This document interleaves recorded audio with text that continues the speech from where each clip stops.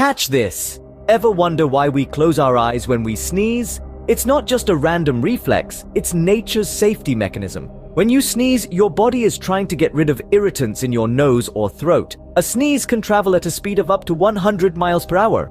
With that kind of speed, there's a lot of pressure involved.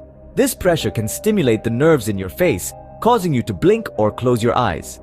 In essence, your body is protecting your eyes from any possible debris that could be propelled forward during a sneeze. So the next time you sneeze, remember your body is just looking out for you. Stay curious, stay informed.